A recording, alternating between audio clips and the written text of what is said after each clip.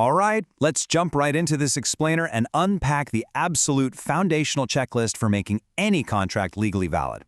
If you've ever wondered what separates a simple, casual promise from a rock-solid, legally binding agreement, you are definitely in the right place. So, what actually makes a contract valid? You might instantly picture formal signatures, notary stamps, or just giant stacks of paper. And sure, those things are absolutely crucial for the documentation side of things. But legally speaking, a contract literally cannot exist without one very specific, critical element at its core. It is the absolute engine that makes the whole thing run. And that engine? Well, it's called consideration. Under Section 2D of the Indian Contract Act, it's defined as when two parties decide to have something in return during the contract process. But let's ditch the heavy legal jargon for a second. In plain English, it's simply an exchange of something between two parties, complete with mutual acceptance. Think of it like trading your hard-earned cash for a brand new mobile phone. The money and the phone, that's the consideration. The bottom line here is no exchange, no contract. Here's our roadmap for today. We're going to cover 1. What consideration actually is. 2. Who drives the exchange. 3. The value and timing rules. 4. Keeping it legal and real. And 5. A really fascinating loophole called the love and affection exception. Okay, Section 1. What is consideration? Let's look at the true core of a contract. It's actually kind of cool to map out this everyday mobile phone exchange just to really lock the concept in. Imagine Party A is offering a mobile phone to Party B, and in return, Party B is handing over an amount of money that's worth the phone. That money is given as an exchange process by purchasing the device. This simple everyday transaction hits the nail on the head for what consideration is all about. It's a literal two-way street of value.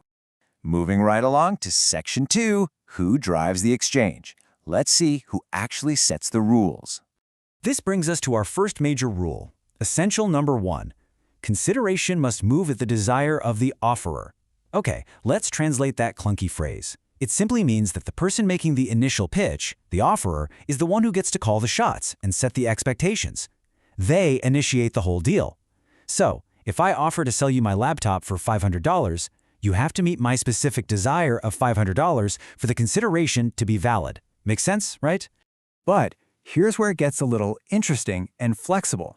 While the offerer sets the rules, who actually pays or performs the action? Essential 2 tells us that the consideration may move from the promisee or any other person. That means the consideration doesn't always have to come straight from the main person accepting the offer. For example, if the promisee is a minor or someone who is mentally disabled, a third party like a legal guardian can step right in and provide that consideration for them. So the source can vary, just as long as the offerer's original desire is met. All right, Section 3, value and timing rules. Let's define the boundaries of these agreements. First up, let's break down how the timing of an exchange works. We can use some super relatable everyday examples for this. Consideration actually falls into 3 distinct time frames: past, present, and future.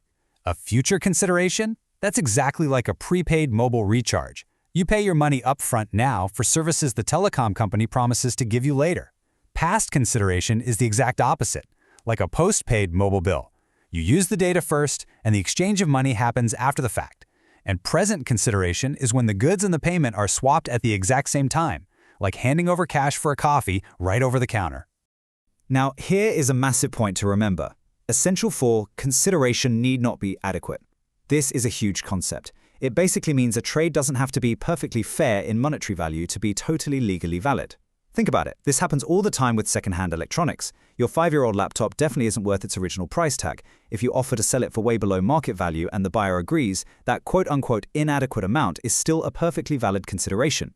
The law just cares that an exchange actually happened, not that it was a perfectly equal financial trade.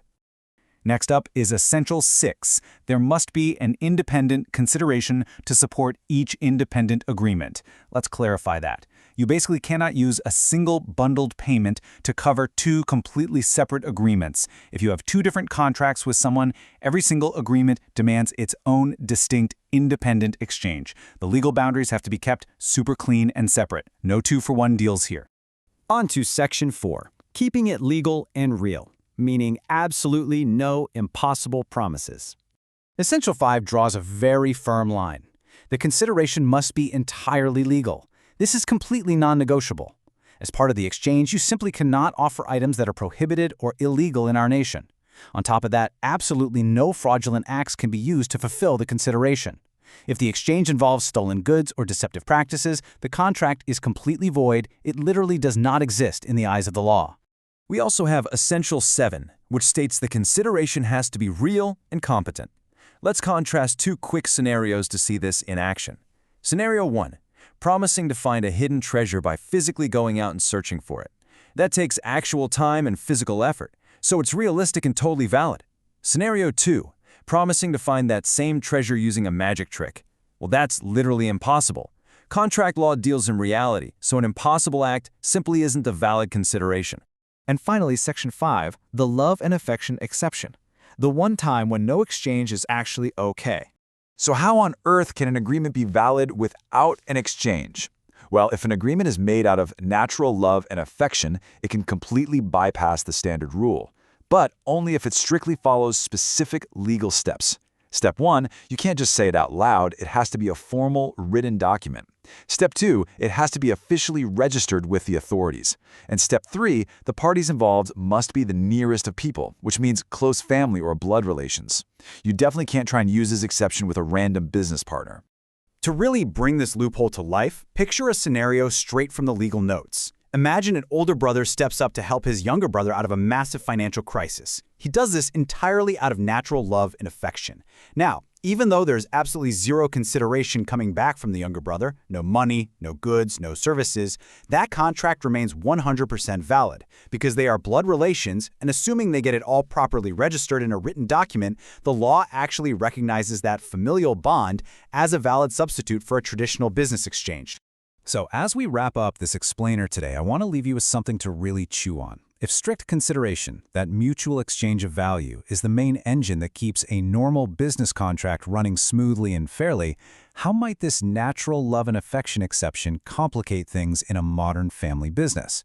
Where exactly do you draw the line between a strict business exchange and family loyalty? It's a totally fascinating tension that contract law has to navigate every single day. Thanks for exploring this with me, and definitely keep an eye out for the consideration in all the agreements you make.